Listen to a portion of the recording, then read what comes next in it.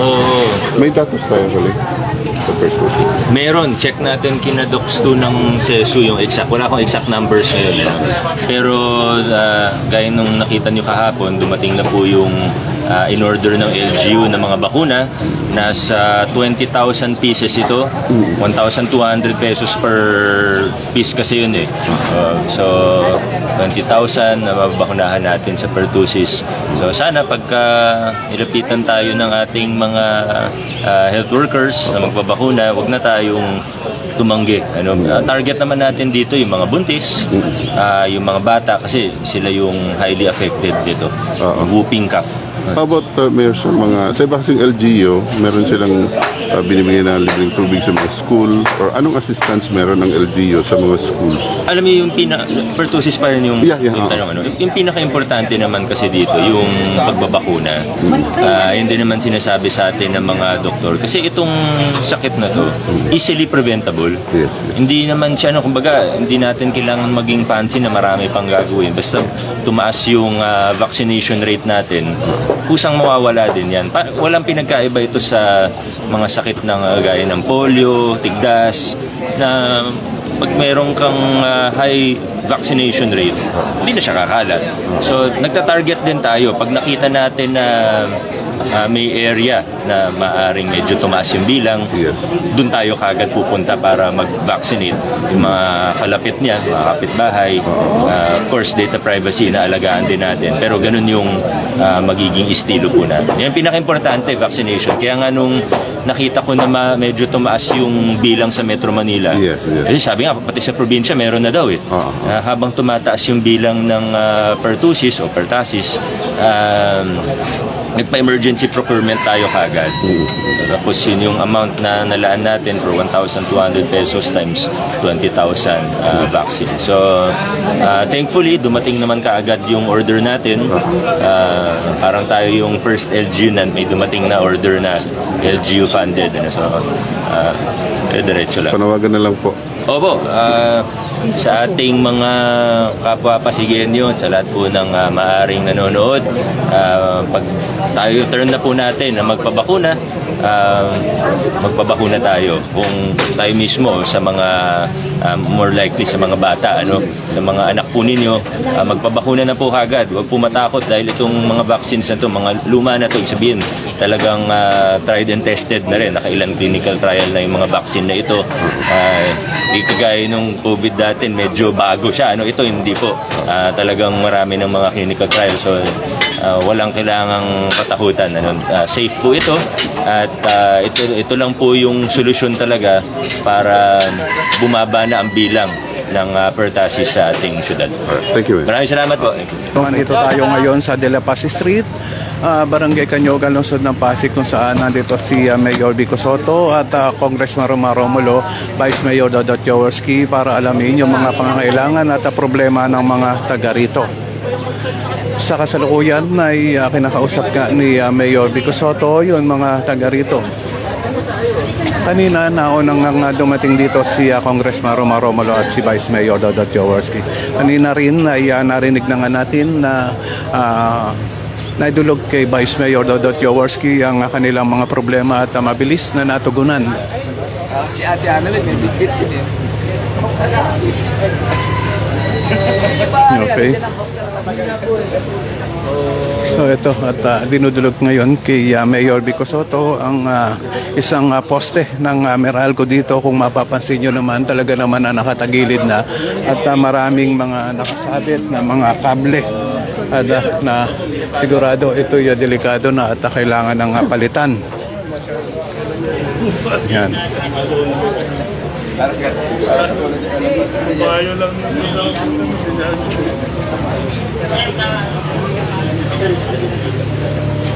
Ito ang ngayon pinag-uusapan ni Mayor Vico Sotto at ni Engineer Arta. Itong ang poste ng Meralco dito na talagang kinakailangan ng isaayos. Kung mapapansin nyo naman talagang napakadelikado. Tagilid na yan.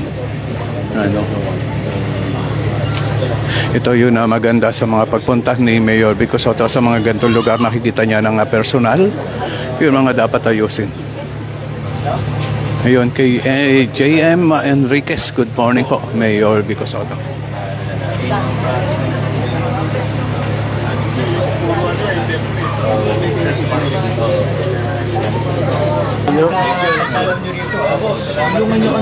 Ayun, kay Jekoy Lugay, good morning po sa inyo. Ano? At pasensya na, medyo mahina ang signal dito sa area ng De La Paz Street, kung saan dito nga nagpunta si Mayor Vico Soto.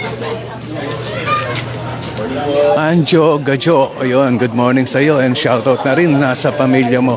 Ayan, makikita nga natin ang pakikipagkamustahan ngayon ni Mayor Vico Soto. At karamihan sa mga nilalapitan niya talaga ay yun, mga senior citizen. Kanina, itong senior citizen na nakikita natin na idinulog na nung isa sa mga anak niya, yun na problema nitong senior citizen na ito kay Vice Mayor Dodot Jaworski at tinugunan agad ni Vice Mayor Dodot Jaworski at kinuha yun na contact number para agad-agad na matulungan. Ito naman yun na ilan sa mga senior citizen na kausap ni Mayor Vico Soto.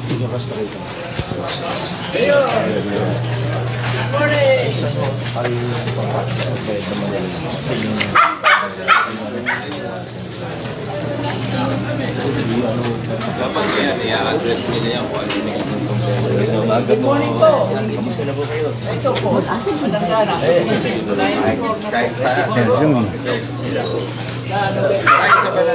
Ayan, no, kakatawa naman at itong senior citizen dito, ayan, nilapitan nga ni Mayor Vico Soto. At ito may edad na nga ng 90 plus. Kanina kausap.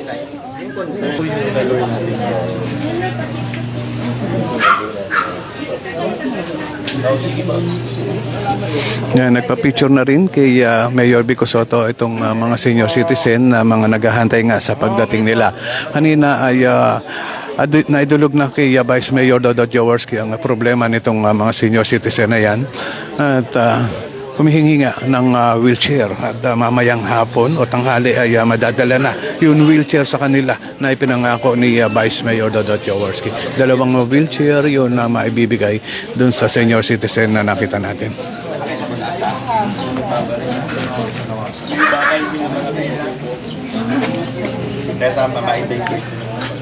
Ayun, kay Anjo Gajo, good morning po, Pasig News. Maraming salamat sa iyo and shoutout sa iyo. Ganon din kay Dennis Benito, good morning din sa iyo and shoutout sa buong pamilya mo. Yun lang, pagka yun ay i-divert lang na gano'n.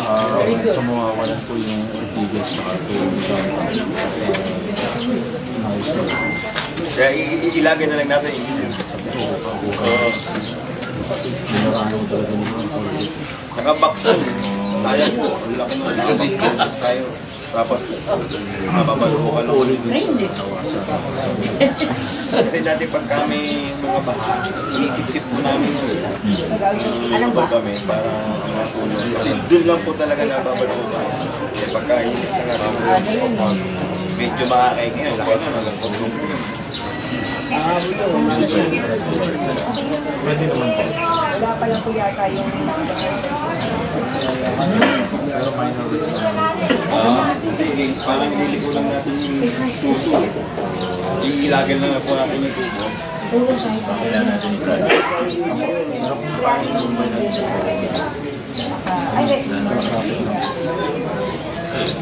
Saan nga pa? Ginawa na natin. Pwede po kami.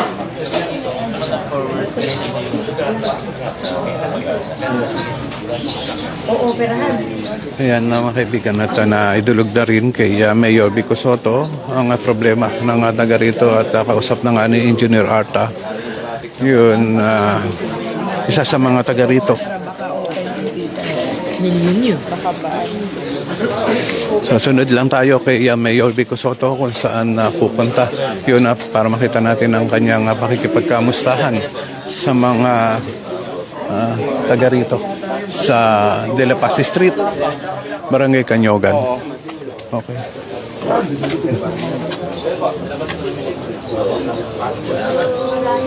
Bante.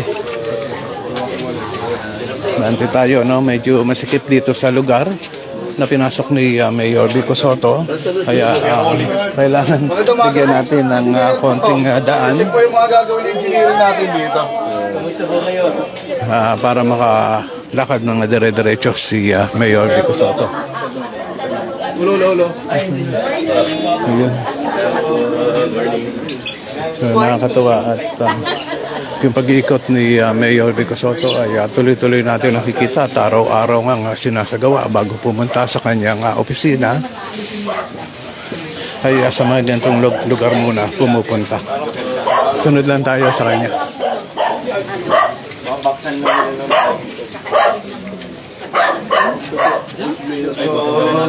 alam na nila yun. Sway eh.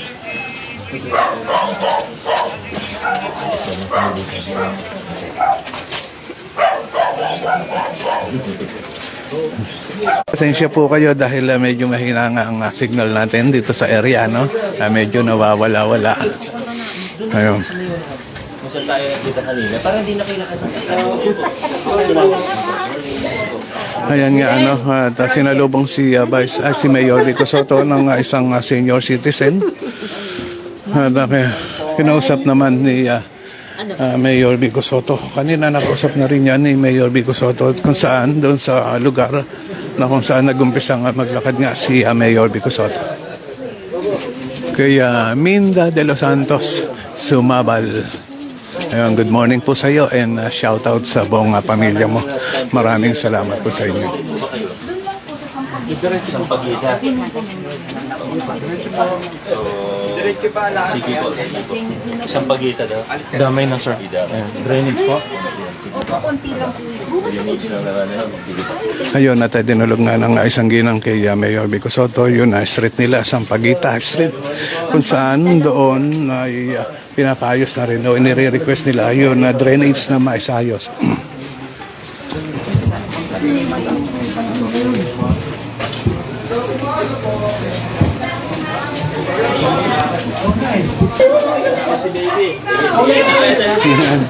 Nakakatawa at sinalubong si Mayor dito, si Mayor Vico Soto dito ng mga tao at agad na nagpa-picture.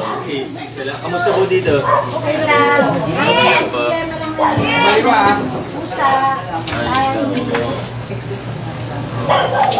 Ba't may mga sobra ba? O paano po?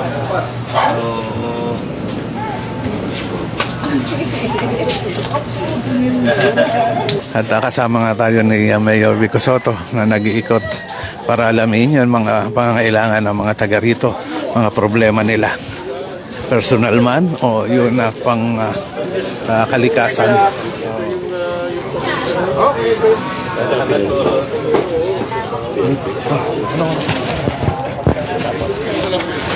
Ano yun eh, diretso mo? Dito lang muna gagawin. Yes sir.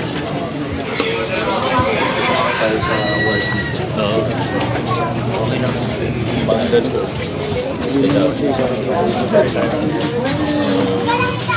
Marami pa nga iba. Na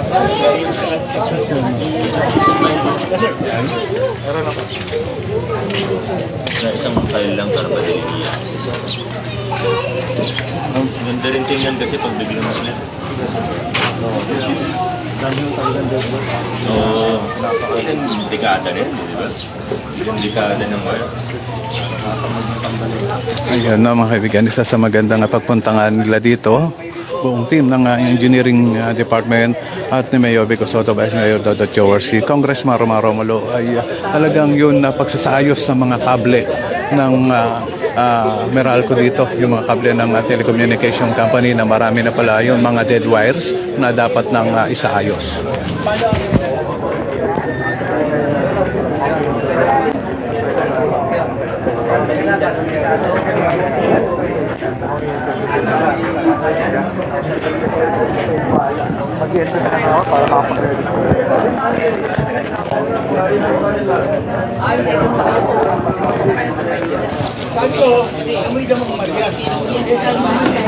Ayan mga kaibigan, hanggang sa ngayon kausap pa rin ni Mayor Vico Soto yung mga taga rito. At ito nga pala ang engineering team, drainage section, sinasayos na nga yun na mga dito drainage at yung mga takip ay kanilang ginagawa. nilinis na rin ng loob dyan ng drainage na yan. So hanggang sa ngayon, kausap pa rin ni Mayor Vico Soto, ang isa sa mga senior citizen dito na dinudulog ang kanilang mga problema.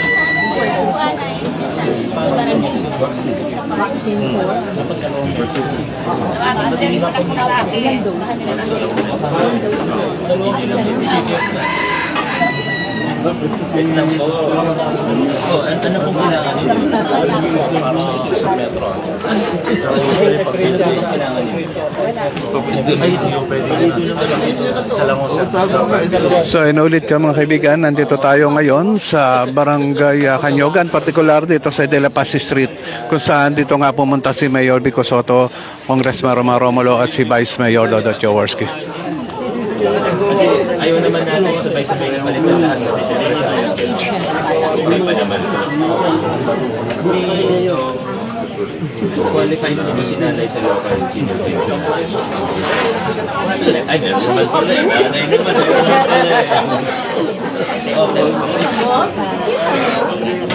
Opo, yan, mabuti po.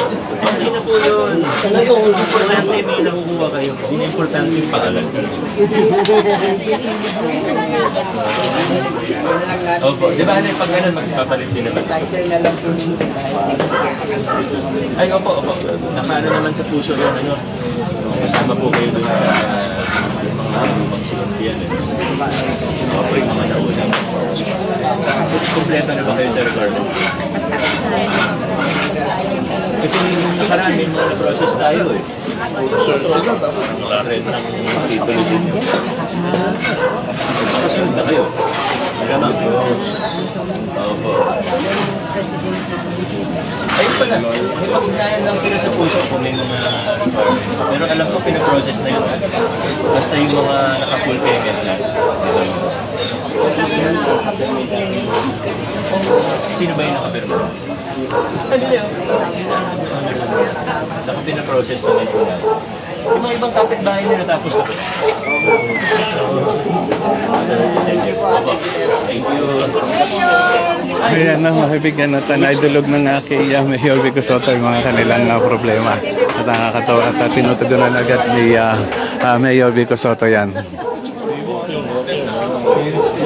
So mamaya mga kaibigan ay pagkatapos nito ay magkakaroon pa tayo ng isang event na pupuntahan, no? Doon nga sa PLP ay magkakaroon tayo ng inauguration, ribbon cutting.